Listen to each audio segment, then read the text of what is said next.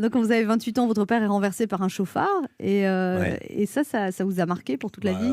Il est mort, hein, donc ça m'a pas marqué. L'injustice, la brutalité de La ça. brutalité. Moi, je suis à l'époque, en plus, à la Réunion, chez un copain qui va être prévenu par ma sœur et qui a mis 3 heures à me l'annoncer parce qu'il ne savait pas comment faire. Et moi, j'étais, allez, on va se faire une pizza. Oui, si tu veux. De quoi? Si tu veux, bien évidemment. Enfin, sois sympa, Lucien. Pourquoi tu fais la gueule? Et le pauvre, il devait m'annoncer ça, il ne savait pas comment le faire.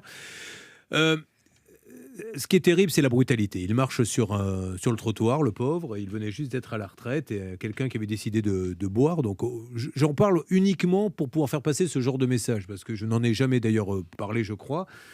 Le type est bourré, il conduit, il le renverse. Et là où ça devient glauque et dramatique, et moi je suis obligé de vivre avec ça, c'est pas la soudaineté de la mort, c'est qu'on ne sait pas s'il est mort à ce moment-là. Parce que le type s'est sauvé. Après l'avoir percuté en pleine nuit et l'avoir laissé sur le trottoir, il l'a laissé là.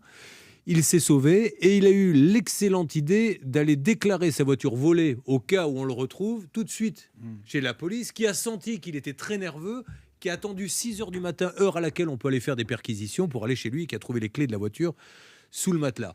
Mais peut-être qu'on aurait pu, vous voyez, le bien sûr. sauver s'il appelle une ambulance tout de suite, etc. Donc on a dû vivre avec ça. En plus, moi, c'est ancienne génération, ma mère n'a jamais travaillé, elle a élevé les enfants, donc elle s'est retrouvée du jour au lendemain, elle a complètement perdu.